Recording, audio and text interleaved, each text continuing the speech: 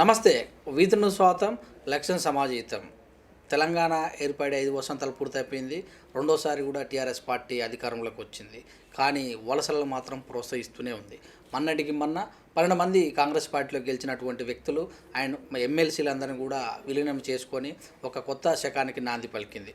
మరి ఇదంతా కూడా తప్పు అంటూ కాంగ్రెస్ పార్టీ వాళ్ళు పిండ ప్రదానం చేశారు. మరి మనతోటి పిండ ప్రదానం చేసి సంచలనమైనటువంటి వ్యక్తి కొటూరి మనవత్తరాయి టీపీసీసీ జనరల్ సెక్రటరీ మనతో ఉన్నారు.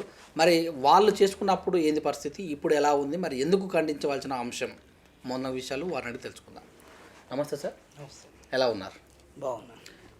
పార్టీలో ప్రతిపక్ష హోదా కూడా లేకుండా గెలిచినటువంటి 19 మందిలో 12 మందిని అంటే వాళ్ళు చెప్తున్న అంశం ఏంటంటే మేము రమ్మని అనట్లేదు, మేము ప్రోత్సహిస్తలేము, వాళ్ళే మా అభివృద్ధి కార్యక్రమాలను చూసి వస్తున్నారని నిన్న ప్రెస్ మీట్లో కూడా మన కర్ణప్రభాకర్ ఎమ్మెల్సీ గారు కూడా అన్నారు. నిజమేనా? ఇది ఎంతవరకు వాస్తవం? అసలు అభివృద్ధి ఏం జరిగింది, ఎక్కడ జరిగింది అభివృద్ధి చూసిపోవడానికి అసలు ఏం జరిగింది? టీఆర్ఎస్ పార్టీ హైదరాబాద్ మహానగరంలో రోడ్లను నిర్మించిందా, లేకుంటే ఇప్పుడు ప్రజలు వినియోగిస్తున్నటువంటి మెట్రో రైలు నిర్మించిందా, ఔటర్ రింగ్ రోడ్ నిర్మించిందా, శంషాబాద్ విమానాశ్రయాన్ని నిర్మించింది? ఏం నిర్మించింది? కనీసం గుంతలు కూడా వర్షానికి పడినటువంటి గుంతలు కూడా పోడ్చలేనటువంటి దుస్థితిలో, బల్దియా సిబ్బందికి జీతాలు ఇవ్వలేనటువంటి దుస్థితిలో, రాష్ట్ర ప్రభుత్వ ఉద్యోగస్తులకు 1వ తారీఖు రాగలరు జీతాలు వేయలేనటువంటి దుస్థితిలో ఉన్న ప్రభుత్వం ఓన్లీ డబ్బులన్నీ కాళేశ్వరం ప్రాజెక్టులోనే వాళ్ళ కాంట్రాక్టర్ల జేబులు నింపుకోవడం కోసమే ప్రయత్నం చేస్తున్నటువంటి టీఆర్ఎస్ ప్రభుత్వం ఎక్కడ అభివృద్ధి చేసింది చెప్పండి, ఒక విషయం చెప్పండి. ఎలక్షన్ల ముందు కాంగ్రెస్ పార్టీ రైతు బంధు ఆలోచన అనేది కాంగ్రెస్ పార్టీది. ఆ రోజు 2008 సంవత్సరంలో రైతులకు ఇట్లా సహాయం చేయాలి, పంట కోసం పంట పండించేటప్పుడు ఖరీఫ్కి రబీకి సహాయం చేయాలని చెప్పేసి ఆ రోజు 2008లో ఇస్తే 2014 ఎన్నికల్లో కాంగ్రెస్ పార్టీ గెలిచినట్లయితే మేము దాన్ని అమలు చేసాం. మా పథకాలనే కాపీ కొట్టి అసలు వీళ్ళు కనుక్కున్నటువంటి ఒక్కొక్క సంక్షేమ పథకం చెప్పండి. టీఆర్ఎస్ ప్రభుత్వం పలానా పథకాన్ని కనుక్కున్న పథకంలో ఏమన్నా పాస్ అయిందా, ఫెయిల్ అయిపోయిందా? డబల్ బెడ్రూమ్ అన్నారు. ఇక్కడ సిరిసిల్లలోని ఇలా కేటీఆర్ గారు ఇది టీఆర్ఎస్ పార్టీ వర్కింగ్ ప్రెసిడెంట్ ఎవరైతే ఉన్నారో అక్కడ ఎంతమంది లబ్ధిదారులకు మీరు డబల్ బెడ్రూమ్ ఇల్లు ఇచ్చారు చెప్పండి. ఇక్కడ ఇది అభివృద్ధి నిజంగా ఇచ్చినట్లయితే అభివృద్ధి అనుకోవచ్చు. అదేవిధంగా దళితులకు 3 ఎకరాలు అన్నారు. అంటే కాంగ్రెస్ పార్టీ కాని పథకాలు వీళ్ళు. అది దళితులకు 3 ఎకరాలు ఏ దళితులకు పంచారు, ఎక్కడ పంచారు చెప్పండి? అది కూడా వైఫల్యం అయింది. వీళ్ళు కాంగ్రెస్ పార్టీ పథకాలని ఆరోగ్యశ్రీ కానివ్వండి, 108 కానివ్వండి, 104 కానివ్వండి, రైతు రుణమాఫీ కూడా కాంగ్రెస్ పార్టీ ఆలోచనలోంచి వచ్చినది. అమలు చేసిన దాన్ని మీరే పేరు మార్చి అమలు చేస్తున్నారు. మీకు అభివృద్ధి ఎక్కడ ఉన్నది? అభివృద్ధి అంటే వాళ్ళ స్వలాభం కోసం, వాళ్ళ అభివృద్ధి కోసం, వాళ్ళ కాంట్రాక్టుల కోసం, వాళ్ళు కబ్జా చేసినటువంటి స్థలాల క్రమబద్ధీకరణ కోసం జీవో నెంబర్ 59 అంటే ఎవరో పేదవాళ్ళు 100 గజాలు 150 గజాల స్థలాల్లో ఉండి ఆ ఇల్లు గూడు కట్టుకున్నటువంటి వాళ్ళకి క్రమబద్ధీకరణ చేయాలి. వీళ్ళు ఈ యొక్క జీవో నెంబర్ 59ని ఉన్నటువంటి 59 పేదవాళ్ళ కోసం ఉండాల్సినటువంటి జీవో నెంబర్ 59ని వీళ్ళు దాని స్వలాభాల కోసం వీళ్ళు 1000 గజాలు 2000 గజాలు 10,000 గజాలు ఈ విధంగా కబ్జా చేసి క్రమబద్ధీకరణ చేసుకోవడం కొంతమంది పార్టీ మాటం జరిగింది.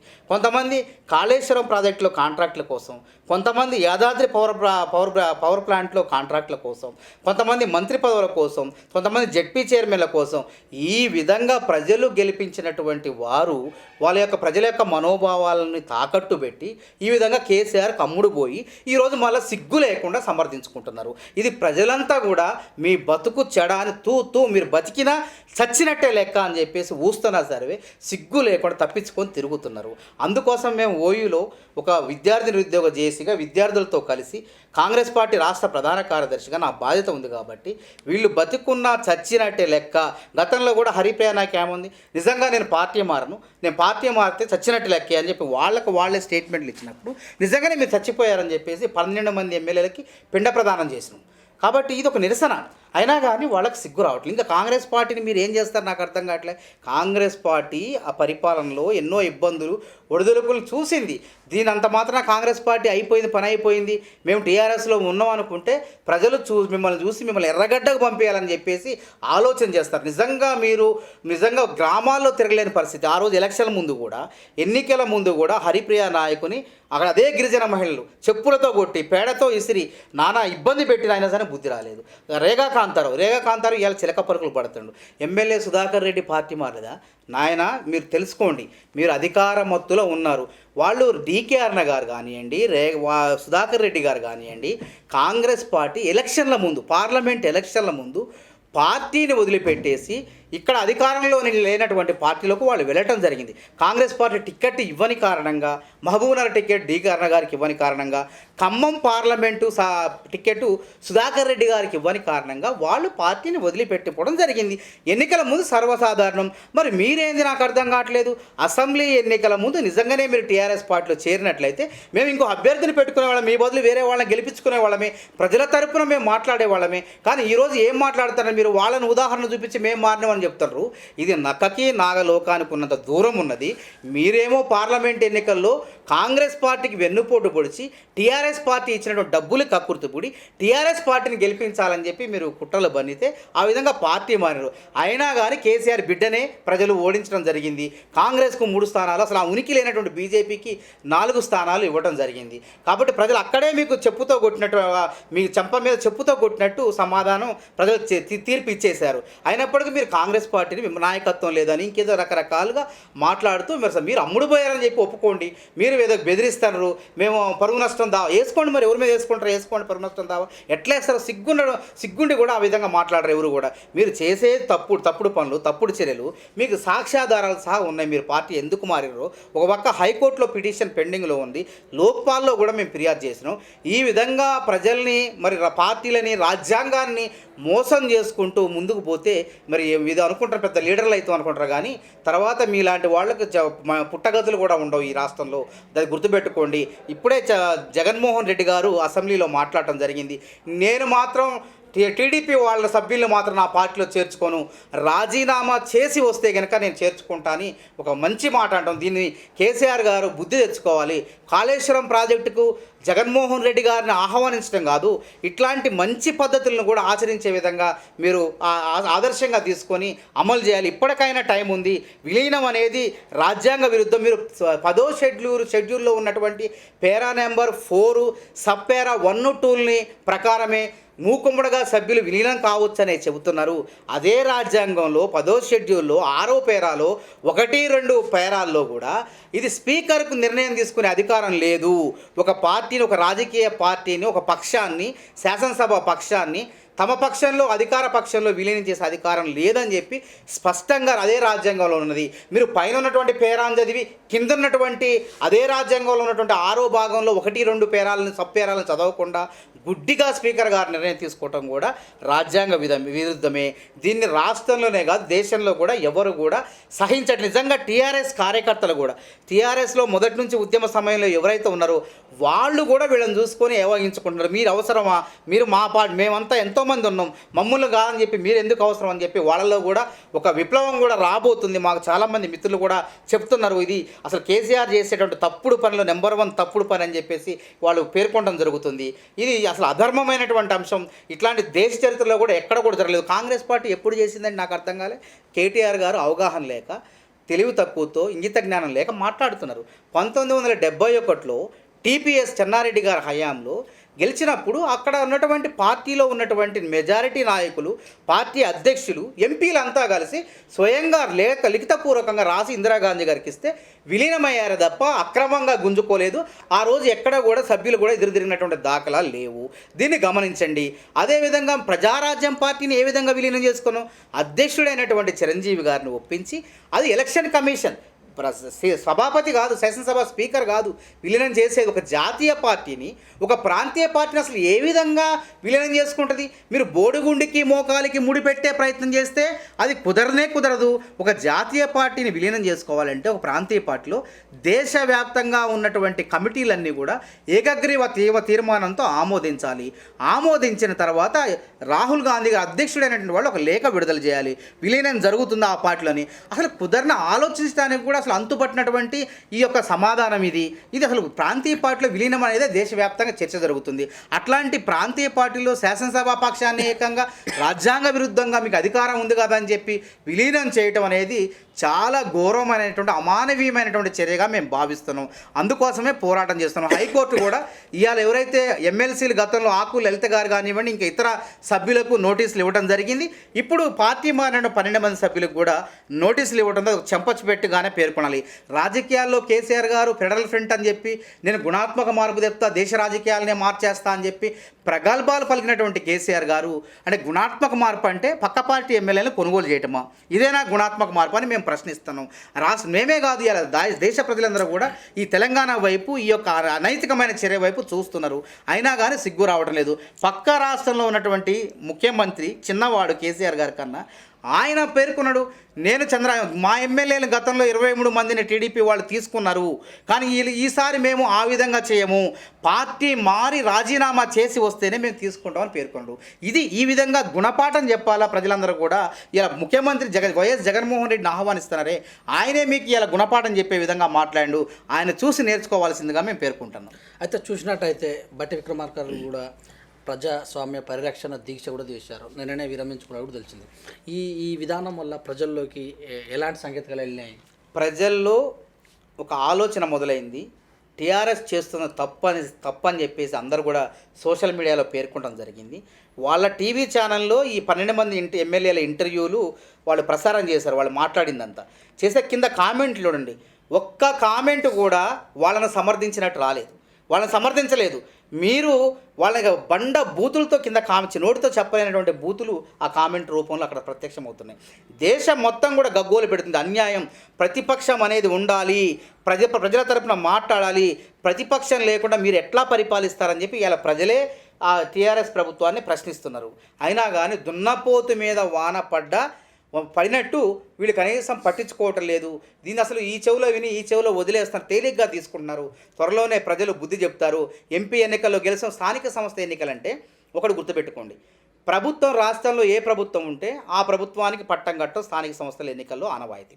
వీళ్ళు ఏం చెప్తున్నారంటే ఎమ్మెల్సీ బ్యాలెట్ పేపర్ ఉన్న ఎన్నికల్లో ఎమ్మెల్సీ ఎన్నికల్లో చెళ్ళు మనిపించారు పట్టభద్రులు, తర్వాత ఉపాధ్యాయ అభ్యర్థులు అలా గెలిపేయడం జరిగింది.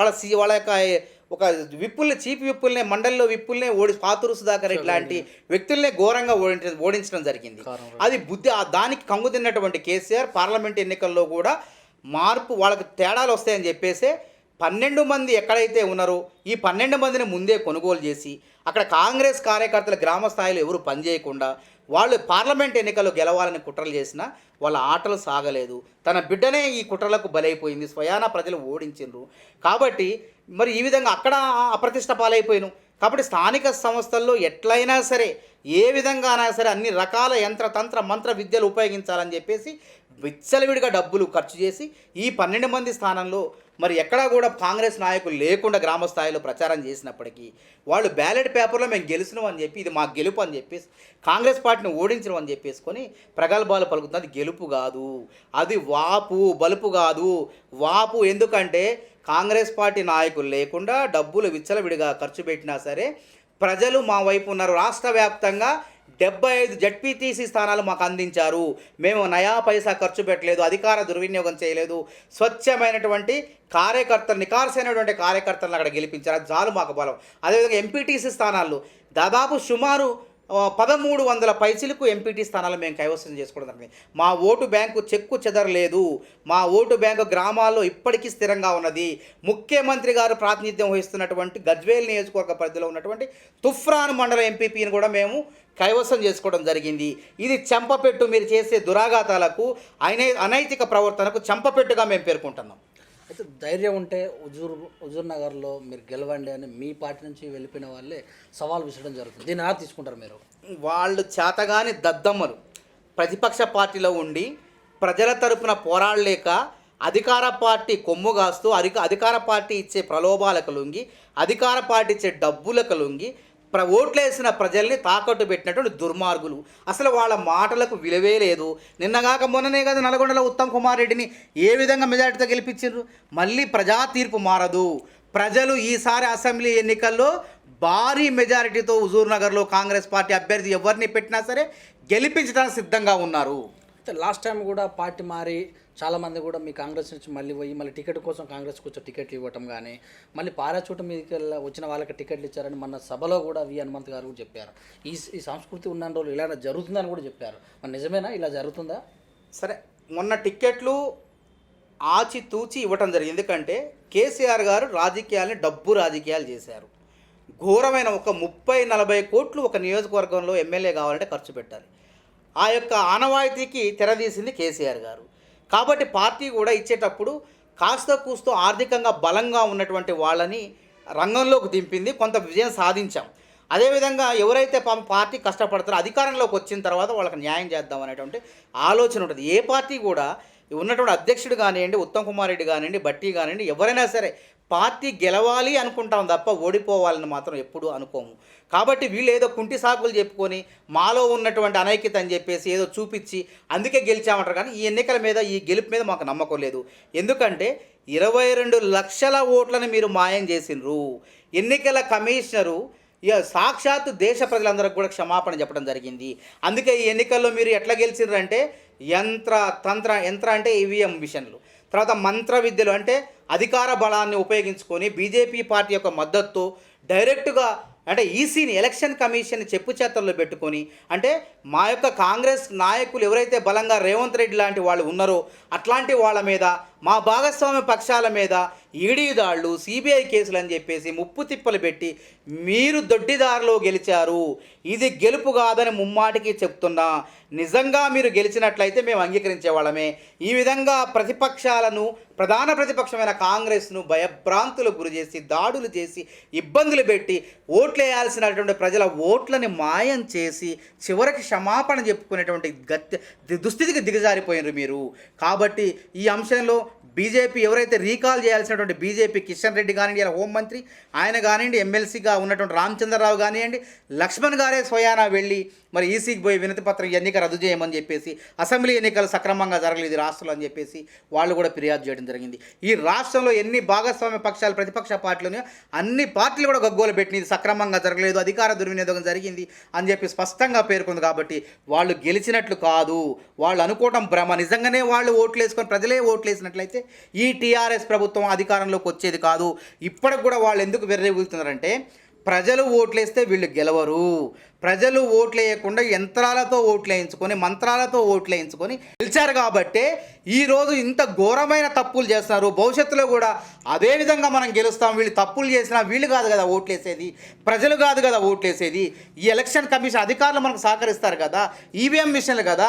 ఎన్నికల్లో ఓటర్లను, కాంగ్రెస్ పార్టీకి ఎవరైతే ఓట్లు వేస్తారో యువత ఓట్లని, విద్యార్థి ఓట్లని, నిరుద్యోగ ఓట్లని మాయం చేద్దామని చెప్పి ఆ దురాఘాతాలతో, ఆ కుట్రలతో గెలవాలనేటువంటి ఆలోచనతో ఉన్నారు. కాబట్టే ఇలా కాంగ్రెస్ పార్టీని విలీనం చేసుకుంటున్నారు. కాంగ్రెస్ పార్టీ 2004లో కూడా వైఎస్ రాజశేఖర రెడ్డి విలీనం చేయలేదు. దయచేసి కేటీఆర్ గారు ఆ రోజు మీరు ఇక్కడ లేరు, మీరు చదువుకోండి, తెలుసుకోండి, అమెరికాలో ఉన్నారు, మేమంతా ఇక్కడ ఉద్యమంలోనే ఉన్నాం, ఓయూలోనే ఉన్నాం.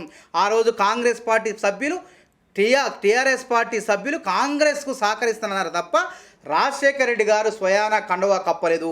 ఒక్కరో ఇద్దరో జగ్గారెడ్డి లాంటి ఎమ్మెల్యేలు మాత్రమే చేరారు. కానీ ఆ రోజు మీరు ప్రధాన ప్రతిపక్షం కూడా కాదు. ఆ రోజు ప్రధాన ప్రతిపక్షం టీడీపీ పార్టీ ఉన్నది ఉమ్మడి రాష్ట్రంలో. మీరు ఒక ప్రాంతంలో ఒక ప్రాంతీయ పార్టీగా, ఇక్కడ చిన్న పార్టీగా మీరు ఉన్నారు. అయినప్పటికీ మీరు ఆ రోజు రాజకీయ పార్టీ అని చెప్పలేదు. మాది ఉద్యమ పార్టీ అని పదే పదే పేర్కొన్నారు. ఆ రోజు సీమాంధ్ర పాలకుడైనటువంటి రాజశేఖర రెడ్డి గారు తెలంగాణను వ్యతిరేకిస్తున్నారు. కాబట్టి ఆ రోజు ఆ విధంగా ఉద్యమ పార్టీని నీరుగార్చే ప్రయత్నం చేసింది, కానీ విలీనం మాత్రం కక్కుర్తి పడలేదు. ఇలా మీరు కక్కిన కూడుకు ఆశపడుతున్నారు కేసీఆర్ గారు. కాంగ్రెస్ పార్టీ బిడ్డల్ని, కాంగ్రెస్ పార్టీ కని పెంచినటువంటి వాళ్ళని ఇలా మీరు మా బిడ్డలుగా పేరు చెప్పుకొని అనైతికతకు పాల్పడుతున్నారు. ఇది చట్టం, ధర్మం అన్నీ ఎటు చూసినా సరే విరుద్ధమే.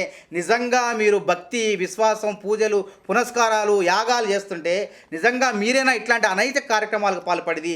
దైవభక్తి, యాగాలు, యజ్ఞాలు చేసేవాళ్ళు నీతిమంతంగా ప్రజల తరపున ప్రజలకు న్యాయం చేయాలి, అన్యాయం చేయొద్దనేటువంటి మార్గంలో ఉంటారు.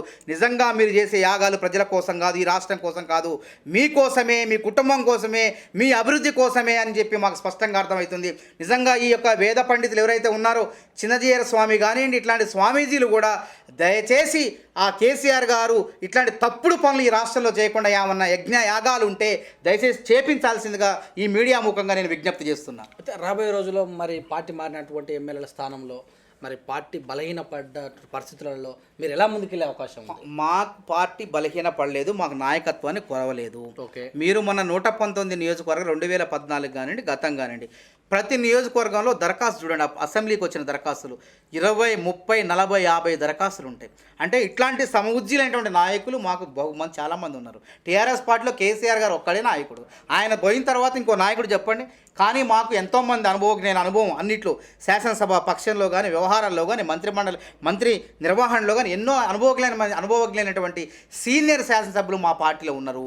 మాకు నాయకులు బహునాయకత్వం ఉన్నటువంటి పార్టీ, మా నాయకత్వానికి కొదవలేదు. కానీ ఇలా మీరు అధికారంలో ఉన్నారు కదా అని చెప్పేసి మా పార్టీని బలహీనపరిచే విధంగా, మా పార్టీలో లోపాలు ఉన్నాయని చెప్పేసి, నాయకులే లేరని చెప్పేసి మీరు ప్రచారం చేస్తున్నారు. నిజంగా మీ పార్టీ పరిస్థితి 2004 నుంచి మొదలు పెడితే మీరు 2 ఎంపీలతో ప్రారంభమైంది మీ ప్రస్థానం. 26 ఎమ్మెల్యేలని 10 మందికి వచ్చిర్రు. అయినప్పటికీ ప్రజలు మీ పోరాటం వైపు ఉన్నారు. అదేవిధంగా మేము కూడా ఈరోజు ప్రజల వైపున పోరాటానికి, మా పార్టీ నాశనం కాదు, ఇబ్బంది కాదు, మాకు ఏ ఇబ్బంది ఏం లేదు, మీరు ఏం చేయలేరు, మీరు ఎన్ని చట్టసభల్లో మీరు మమ్మల్ని మాట్లాడకపోతే ప్రజా వేదికల్లో క్షేత్రస్థాయిలో మేము మాట్లాడతాం. ప్రజల తరపున ప్రజల యొక్క మీ యొక్క రంగును బయట పెడతాం. ప్రజల వైపున మమేకమే ప్రజలతోనే ఉంటూ అసలు ప్రజాక్షేత్రమే అసెంబ్లీగా భావిస్తూ మేము ఈ తప్పులన్నీ ఎండగట్టుకుంటూ ముందుకు పోతాం. అయితే ఈరోజు బ్రేకింగ్ న్యూస్ చూసినట్టయితే మీరు ఉదండులుగా అనుకున్నటువంటి కాంగ్రెస్ పార్టీ నుంచి మొన్ననే జాయిన్ అయినటువంటి రేవంత్ రెడ్డి గారు, మరి కోనరెడ్డి బ్రదర్స్ కూడా బీజేపీలో చేరవుతారు అని ఒక బ్రేకింగ్ న్యూస్ కూడా వచ్చింది. ఇది నిజమేనా? ఇలాంటి బ్రేకింగ్స్ ఆపే అవకాశం ఉందా? కాంగ్రెస్ ప్రజలతో మైండ్ గేమ్ ఆడటానికి ఈరోజు బీజేపీ, టీఆర్ఎస్ అనే కుట్రలు చేస్తున్నాయి. ఇలా సోషల్ మీడియాలో కానివ్వండి, వచ్చిన ప్రధాన మీడియాలో కానీ ఇవన్నీ కూడా టీఆర్ఎస్ పార్టీకి సంబంధించిన మీడియాలు. అంటే ఈ ఇద్దరేటువంటి నాయకులు ఇలా ఎవరు ఎన్నా కాదన్నా కానీ ఈ రాష్ట్రంలో కాంగ్రెస్ పార్టీలో ఒక రేవంత్ రెడ్డి లాంటి ఒక జనాకర్షణమైనటువంటి నేత ఉన్నాడు. ఆయన వల్ల ఈ 2 పార్టీలకు ప్రమాదం. కాబట్టి ఆయన్ని పలచపరచాలి, ఆయన నాయకత్వాన్ని నీరుగార్చాలని చెప్పి కుట్రలు బంతురు. నిజంగా రేవంత్ రెడ్డి గారు బీజేపీ పార్టీలో గతంలో ఏబీవీపీ విద్యార్థి విభాగం నుంచి వచ్చినటువంటి వ్యక్తి. ఆయన ప్రాణం ఉన్నంత వరకు కూడా ఏబీపీ సంబంధించిన బీజేపీ పార్టీలో చేరరు. ఎందుకంటే అందులోంచి వచ్చిన ఆయనకు అన్నీ తెలుసు అక్కడ ఏ విధంగా ఉంటుందో. కానీ ఈరోజు కాంగ్రెస్ పార్టీలో ఆయనకు అవకాశం ఉన్నది. కాంగ్రెస్ పార్టీలో కుర్చీ ఖాళీగా కనిపిస్తుంది ఆయనకి. ఎవరొచ్చి నాయకత్వం చేపడతారా, బలమైనటువంటి సమర్థవంతమైన నాయకుడి కోసం కాంగ్రెస్ కుర్చీ ఎదురు చూస్తుంది. కాంగ్రెస్ వైపు ప్రజలు ఉన్నారు ఆ నాయకత్వం కోసం. రేవంత్ రెడ్డి గారు దగ్గరలో ఉన్న అవకాశాన్ని వదిలిపెట్టుకొని బీజేపీలోకి వెళ్ళి ఆయన ఒక సామాన్యమైన నాయకుడిగా మెలగలేడు. కాబట్టి ఆయన పార్టీ మారడు. ఇందాకనే ఆయన విలేకరుల సమావేశంలో కూడా నా న్యూస్ని ఈ విధంగా మరి సోషల్ మీడియాలో వ్యాపింపజేసి టీవీల్లో ప్రసారం చేసి వాళ్ళు క్యాష్ చేసుకుంటున్నారని చెప్పేసి ఆయన మాట్లాడడం జరిగింది. నేను చివరి వరకు కూడా కాంగ్రెస్ పార్టీతోనే ఉంటా, ప్రజల తరపున నేను పోరాటం చేస్తా అని చెప్పేసి రేవంత్ రెడ్డి గారు పేర్కొనడం జరిగింది. అదేవిధంగా కోమటిరెడ్డి వెంకటరెడ్డి గారు కూడా నేను కాంగ్రెస్ వాదిగా ఉంటా, కాంగ్రెస్ వాదిగానే మరణిస్తా అని చెప్పేసి కోమటిరెడ్డి వెంకటరెడ్డి గారు కూడా పేర్కొనడం జరిగింది. కాబట్టి ఇదంతా మీడియా అభూత కల్పనగా కొట్టిపారేస్తున్నాం మేము. అయితే మీ యొక్క కాంగ్రెస్ పార్టీ పెద్ద దిక్కైనటువంటి ఎవరైతే ఇంతకుముందుకు ఇది కాంగ్రెస్ పార్టీ ఎల్పీగా పనిచేసినటువంటి జానారెడ్డి గారు కూడా హుజూర్ నగర్లో నిలబడని ఒక మాట విలేకరు అడిగిన ప్రశ్నకు సమాధానం చెప్తూ, నాలాంటి పెద్ద వ్యక్తి అక్కడ నిలబడాలంటే ఇప్పుడు పార్టీ ప్రభుత్వంలోకైనా వచ్చి ఉండాలి, లేకపోతే పెద్ద పోస్ట్ అయినా వచ్చి ఉండాలి అన్నట్టుగా చేశారు. ఇలాంటి మాటలు మాట్లాడటం వల్ల నిలబడేటువంటి వాళ్ళకి అనాసక్తి ఏర్పడుతుందేమని అదేమి లేదు. ఆయన జానారెడ్డి గారు పెద్దరికంగా హుందాగా మాట్లాడారు. దాన్ని మనం తప్పు పట్టాల్సిన అవసరం లేదు. దాని ఉద్దేశం ఏంటంటే గతంలో అవకాశం రాని వాళ్ళు, ఆసక్తి ఉన్న వాళ్ళు అక్కడ పోటీ చేయవచ్చు. ఎందుకంటే అక్కడ హుజూర్ నగర్ అంటే ఉత్తమ్ కుమార్ రెడ్డి గారు ఇలాకా, ఆయనకు సంబంధించిన వాళ్ళే గెలుస్తారు, అక్కడ వేరే వాళ్ళు గెలవడానికి ఆస్కారం లేదు. కాబట్టి ఉత్తమ్ కుమార్ రెడ్డి గారు మద్దతు తెలపాలంటే ఆయన సతీమణి గారు కోదాళ్ళు స్వల్ప తేడాతో, అది కూడా అక్కడ కోర్టులో ఈవీఎంల కేసు కోర్టులో ఉన్నది, ఓడిపోవడం జరిగింది, కుట్రలతో ఓడిపోవడం జరిగింది. కాబట్టి ఆమె నిల్చోబెడితే మంచిదని చెప్పి దాదాపు అందరూ కూడా భావిస్తున్నారు. అదేవిధంగా సరే ఇంకెవరికి అవకాశం ఇచ్చినా కాంగ్రెస్ పార్టీ ఉత్తమ్ కుమార్ రెడ్డి గారు నియోజకవర్గం కాబట్టి ఆయన విపరీతమైనటువంటి అభివృద్ధి చేసిండు కాబట్టి ప్రజలు ఆయన చెప్పిన వాళ్ళకి పట్టం కట్టం సిద్ధంగా ఉన్నారు. జానారెడ్డి గారు ఆ ఉద్దేశంతో మాట్లాడారు తప్ప ఏదో పార్టీలో లుకలుకలు ఉన్నాయని చెప్పేసి ఇబ్బందులు ఉన్నాయని చెప్పి మాత్రం మాట్లాడలేదు. ఓకే, అయితే ఇంకా లాస్ట్ అండ్ లిస్టు కాంగ్రెస్లో ఎప్పుడు చూసినా నేనే సీఎం అని కొట్లాడుకుంటారు కనుక ఇక్కడ నాయకత్వ లోపం కూడా కానొస్తుందని మీ యొక్క ప్రజెంట్ ఉన్న ప్రభుత్వం నుంచి చాలామంది కూడా మీ మీద ఆరోపణలు చేశారు. దీన్ని మీరు ఎలాగా? కాంగ్రెస్లో నేనే సీఎం అంటే మంచిదే కదా, ప్రజాస్వామ్యం కదా అది. అంటే ఒక పార్టీలో సీఎం కావాల్సిన అభ్యర్థులు ఎక్కువ మంది ఉంటే అది రాష్ట్రానికి మంచిది, దేశానికి మంచిదే కదా, తప్పేముంది అందులో. ఇప్పుడు కేసీఆర్ ఉన్నంతకాలం కేసీఆర్ నంది అంటే నంది, పంది అంటే పంది. ఇక అపోజిషన్ ఎక్కడిది? పార్టీలు ఎవరైనా ప్రశ్నించడం కూడా అవకాశం లేదా? మా పార్టీలు అట్ట కాదు. మా పార్టీలో ముఖ్యమంత్రి తప్పు చేస్తే సాధారణమైన ఎమ్మెల్యే కూడా ఎదురు తిరగవచ్చు. ఎన్నో ఉదాహరణలు ఉన్నాయి, ఆ విధంగా మాట్లాడిన ఉదాహరణలు ఉన్నాయి. కాబట్టి పార్టీలో బహునాయకత్వం ఉండటం ప్రజాస్వామ్యం, పార్టీలో ఏకనాయకత్వం ఉండటం నియంతృత్వం. అది ప్రాంతీయ పార్టీలో ఉంటుంది. సచ్చినంతకాలం ప్రాంతీయ పార్టీలో పార్టీ ఎవరైతే వ్యవస్థాపించారో వాళ్ళే ఉంటారు, లేకుంటే వాళ్ళ బిడ్డలు ఉంటారు. ఇలా టీఆర్ఎస్ పార్టీలో ఒక ఎస్సీని టీఆర్ఎస్ పార్టీ అధ్యక్షుడు చేసే అవకాశం ఉందా? లేదు. కనీసం వర్కింగ్ ప్రెసిడెంట్ చేసే అవకాశం ఉందా? లేదు. కనీసం పార్టీతో వెన్నంటూ ఉన్నటువంటి హరీష్ రావు గారు లాంటి వ్యక్తులను తీసుకొచ్చి వర్కింగ్ ప్రెసిడెంట్ చేస్తారా? లేదు. ఇలా మా పార్టీలో ఒక కులానికి మతానికి అన్ని వర్గాల వారీగా ఇలా పదవులు ఇవ్వడం జరిగింది. దీన్ని ప్రజాస్వామ్యం అంటారు, ప్రజలు అర్థం చేసుకుంటారు. కానీ వాళ్ళు ఏమంటారంటే దీన్ని విమర్శనాత్మకంగా చూస్తారు. కానీ ప్రజాస్వామ్యంలో బహునాయకత్వం ఉండాలి, ఏకనాయకత్వం ఉంటే నియంతృత్వం ఉంటుంది. అది ప్రజాస్వామ్యం కాదని నా భావన. అయితే మరి రాబోయే రోజులలో మీ పార్టీ నుంచి కార్యకర్తలకు ఎవరైతే సందిగ్ధంలో ఉన్నారో వాళ్ళకి మీరు ఎలాంటి సూచనలు చేస్తారు? కాంగ్రెస్ సాధారణమైన గ్రామస్థాయి కార్యకర్తలు సందిగ్ధం లేరు. వాళ్ళు ఎప్పుడు వాళ్ళ మనసులు తేట తెల్లంగా ఉన్నాయి. కాంగ్రెస్ పార్టీని ఎప్పుడు అవకాశం వచ్చినా పట్టం కట్టడానికి సిద్ధంగా ఉన్నారు. ఇలా రాష్ట్ర నాయకత్వం అంటే కొంతమంది నాయకత్వం కోసం చూస్తున్నారు. వాస్తవం అది. అంటే రాష్ట్రంలో ఒక పటిష్టమైనటువంటి దమ్ము, ధైర్యం, వాక్చాతుర్యం ఉన్నటువంటి నాయకుడు కావాలి, ఏ సమస్య అయినా ప్రజల తరపున పోరాటే నాయకుడు కావాలని చెప్పి ఎదురు చూస్తున్నారు. అది రేవంత్ రెడ్డి గారు అవుతారా లేకుంటే ఇంకెవరు అవుతారా అని చెప్పేసి కూడా ఆశపడుతున్నారు. తప్పేం లేదు. కార్యకర్తలు కూడా ధైర్యంగా ఉన్నారు. ధైర్యం చెడవద్దు.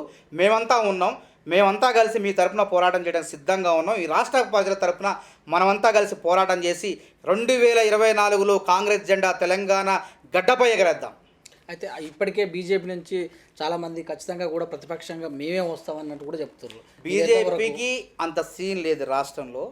మొన్న గెలిచినటువంటి 4 స్థానాల్లో కూడా ఉదాహరణ తీసుకోండి. ఆదిలాబాద్లో స్వయం బాబురావు మా మనిషి. సరే, మా స్వయం కృతాపరాధం టికెట్, ఆయన అసెంబ్లీ ఎన్నికల్లో టికెట్ ఇవ్వటం, వేరే ప్రత్యర్థిని ఇండిపెండెంట్గా పెట్టడం, ఓడియటం, దాంతో కసిపించుకొని ఎంపీ టికెట్ అడిగిండు ఆయన. ఎంపీ టికెట్ అడిగితే ఆడ 2 సామాజిక వర్గాలు ఉన్నాయి, కొట్లాడుతాను ఈ రాష్ట్రంలో, లంబాడా కోయ. మనం మహబూబాదు లంబాడాకి ఇచ్చినాం, ఆదిలాబాదు రమేష్ రాథోడ్ లంబాడాకి ఇచ్చేసరికి వాళ్ళకి అక్కడ ఉన్నటువంటి ప్రజల మనోభావాలు, కోయ జాతి మనోభావాలు దెబ్బతిన్నాయి. కాబట్టి స్వయం బాబురావు కూడా పార్టీ మారటం జరిగింది. పార్టీ మారి బీజేపీలో చేరడం జరిగింది. ప్రజలందరూ కూడా అక్కడ ఉన్న మెజారిటీ ప్రజలందరూ కూడా బాబురావుని గెలిపించడం జరిగింది. అది మా తప్పిదం వల్లే జరిగింది అక్కడ. ఇంకొక విషయం, ధర్మపురి అరవింద్ గారు గెలిచారు. అరవింద్ గారు గెలిచారంటే అక్కడ టీఆర్ఎస్ పార్టీ వాళ్ళు కూడా సహకరించారు. కొంతమంది కాంగ్రెస్ నాయకులు కూడా సహకరించారని చెప్తున్నారు. అది ఎంతవరకు నిజమో మొత్తానికి. కాబట్టి కవితను ఓడించడానికి రైతులు అందరూ కూడా సిద్ధపడ్డారు.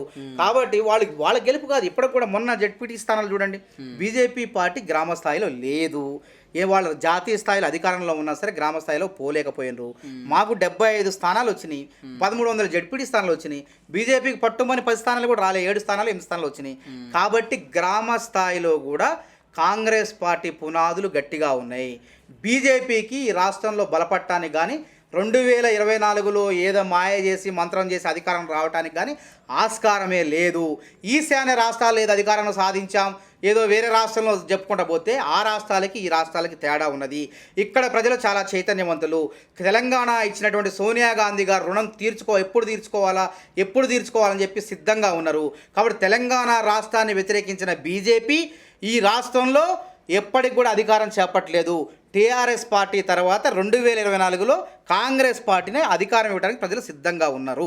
ఈ మధ్యకాలంలో కూడా కొంచెం బడుగు బలహీన వర్గాలకు సంబంధించిన వాళ్ళు ఎస్టీఎస్ కొంచెం దూరం అయినట్టుగా అనిపిస్తుంది అన్నట్టుగా గ్రాఫ్ చెప్తుంది. ఇక్కడ దూరం కాలేదు, దూరం అయినట్టు వీళ్ళే క్రియేట్ చేస్తున్నారు. ఎందుకంటే మాకు వచ్చినటువంటి ఓట్ల శాతం కానివ్వండి, మొన్న 19 స్థానాల్లో గెలవటం కానివ్వండి, చూస్తే మా ఖమ్మం జిల్లాలో ఆ గిరిజన స్థానాలను కూడా మాకే రావడం జరిగింది. ఒక ఆత్రం సక్కు ఆదిలాబాద్లో కూడా మేము కైవసం చేసుకున్నాం. గిరిజనులు మా వైపే ఉన్నారు. దళిత స్థానాల్లో కూడా మేము గెలవడం జరిగింది. కాకపోతే మేము చెప్పాం కదా, ఓట్లను మాయం చేసి యంత్ర తంత్ర మంత్ర విద్యలతో వీళ్ళు గెలిచారు. ఎందుకంటే ఇది మా గెలుపు అని చెప్పేసి చెప్పుకోవడం, ప్రజల ముందు చెప్పుకోవడం, ప్రజలందరూ కూడా ఆశ్చర్యపోయారు. మేము ఓట్లే లేదే ఏ విధంగా గెలిచారని కూడా ఆశ్చర్యం కూడా వ్యక్తం చేశారు. బ్యాలెట్ పేపర్లు అంటే పోస్టల్ బ్యాలెట్లో కూడా కాంగ్రెస్ పార్టీకి ఎక్కువ రావడం జరిగింది. మొన్న స్థానిక సంస్థల ఎన్నికల్లో కూడా మా ఎమ్మెల్యేలను కాంగ్రెస్ ఎమ్మెల్యేలుగా ఉన్నించినట్లయితే మేము ఇలా 70 స్థానాలు కాదు, దాదాపు ఉన్నటువంటి 532, 33 జెడ్పీ స్థానాల్లో మేము దాదాపు 300-200 స్థానాల పైచీలు గెలిచేవాళ్ళమే.